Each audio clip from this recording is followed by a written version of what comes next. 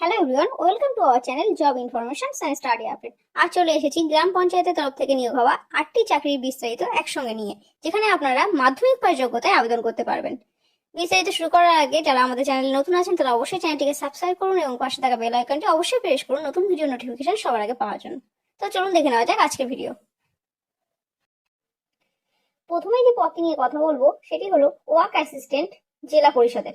এখানে আপনি মাধ্যমিকে 50% নাম্বার পেয়ে থাকলে আবেদন করতে পারবেন এবং আবেদনের ক্ষেত্রে আপনার সর্বনিম্ন বয়স সীমা থাকতে হবে 18 বছর এবং সর্বোচ্চ বয়স সীমা থাকতে হবে 40 বছর জেনারেলদের ক্ষেত্রে এবং ইডব্লিউএস দের ক্ষেত্রে, এবং এসটি এসসি ওবিসিরা নিয়ম মাফিক বয়সে ছাড় পাবেন। এবং এখানে দেখে নিন আপনাদের বেতন রয়েছে 22,700 থেকে 58,500 অব্দি। এবং এখানে পরীক্ষা হবে দুটি ধাপে। প্রথমে হবে আপনার এমসিকিউ প্যাটার্নের, সেখানে আপনার বাংলা থেকে থাকবে 20 নাম্বার, ইংলিশ থেকে থাকবে 20 নাম্বার, অ্যারিথমেটিক থেকে থাকবে 25 নাম্বার অর্থাৎ গণিত থেকে, এবং জিকে অর্থাৎ জেনারেল নলেজ থেকে থাকবে 20 নাম্বার, এবং 15 নাম্বার থাকছে আপনার ইন্টারভিউ এর জন্য। দ্বিতীয় যে পদটির কথা বলবো সেই পদটির নাম হলো লোয়ার ডিভিশন অ্যাসিস্ট্যান্ট জেলা পরিষদের। এখানেও আপনি মাধ্যমিকে 50% নাম্বার পেয়ে থাকলে আবেদন করতে পারবেন এবং এক্ষেত্রে আপনার এক্সট্রা কোয়ালিফিকেশন চাওয়া হচ্ছে আপনাকে টাইপিং এর একটি জ্ঞান থাকতে হবে।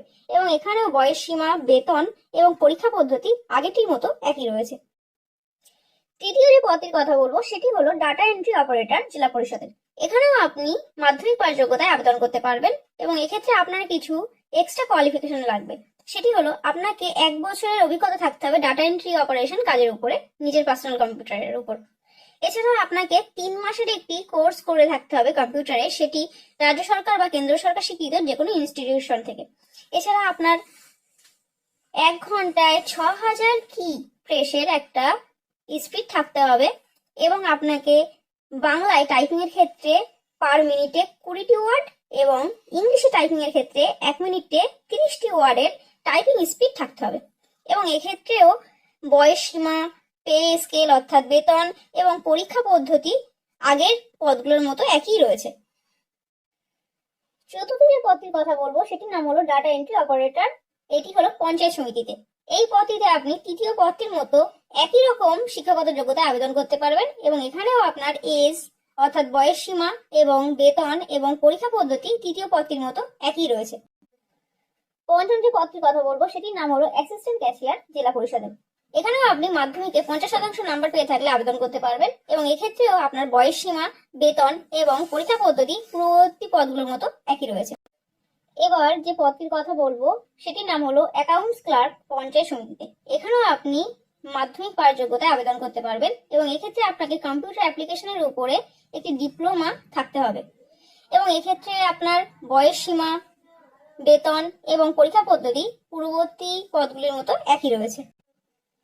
এরপর যে পদটির কথা বলবো সেটির নাম হলো ক্লার্ক কাম টাইপিস্ট পঞ্চায়েত সমিতিতে। এখানেও আপনি মাধ্যমিক পাস যোগ্যতায় আবেদন করতে পারবেন এবং এক্ষেত্রে আপনাকে মাইক্রোসফট ওয়ার্ডের উপরে দক্ষতা থাকতে হবে এবং আপনাকে ইংলিশ টাইপিং 30টি শব্দ পার মিনিটে এবং বাংলা টাইপিং 20টি শব্দ পার মিনিটে আপনাকে টাইপিং করার একটা জ্ঞান থাকতে হবে এবং এক্ষেত্রে আপনার বয়স সীমা, বেতন এবং পরীক্ষা পদ্ধতি আগেরগুলোর মতো একই রয়েছে। আজকে সর্বশেষ অর্থাৎ অষ্টম যে পদটির কথা বলবো সেটির নাম হলো গ্রাম পঞ্চায়েতের সহায়ক। এখানেও আপনি মাধ্যমিকে 50% নাম্বার পেয়ে থাকলে আবেদন করতে পারবেন এবং এক্ষেত্রেও আপনার বয়সের ক্ষেত্রে সর্বনিম্ন সীমা রয়েছে 18 বছর এবং সর্বোচ্চ সীমা রয়েছে 40 বছর জেনারেল এবং ইডব্লিউএস প্রার্থীদের ক্ষেত্রে, এবং ওবিসি এ এবং ওবিসি বি এবং এসসি এবং এসটি প্রার্থীরা নির্দিষ্ট নিয়ম অনুসারে বয়সে ছাড় পাবেন। এবং এক্ষেত্রে দেখে নিন বেতন রয়েছে 21,000 থেকে 54,000 টাকা অবধি এবং এক্ষেত্রে পরীক্ষার পদ্ধতি একইভাবেই মাল্টিপল চয়েস, প্রথমে হবে রিটেন পরীক্ষা এবং তারপরে হবে ইন্টারভিউ। কিন্তু এখানে আপনার লিখিত পরীক্ষার ক্ষেত্রে সিলেবাস একটু আলাদা রয়েছে। এক্ষেত্রে আপনার ইংলিশ থেকে আসবে 25 নাম্বার, বাংলা থেকে আসবে 25 নাম্বার, গণিত থেকে থাকবে 25 নাম্বার এবং জিকে থেকে থাকবে 10 নাম্বার এবং জিকেটি রুরাল লাইফ অর্থাৎ গ্রামীণ জীবন এবং গ্রামীণ বিকাশের উপরে একটু জোরালোপ করে জিকেটা আসবে। তো এই ছিল আজকের ভিডিওটি ভালো লাগলে অবশ্যই লাইক করবেন, শেয়ার করবেন এবং আমার চ্যানেলে নতুন হলে অবশ্যই চ্যানেলটিকে সাবস্ক্রাইব করবেন। ধন্যবাদ।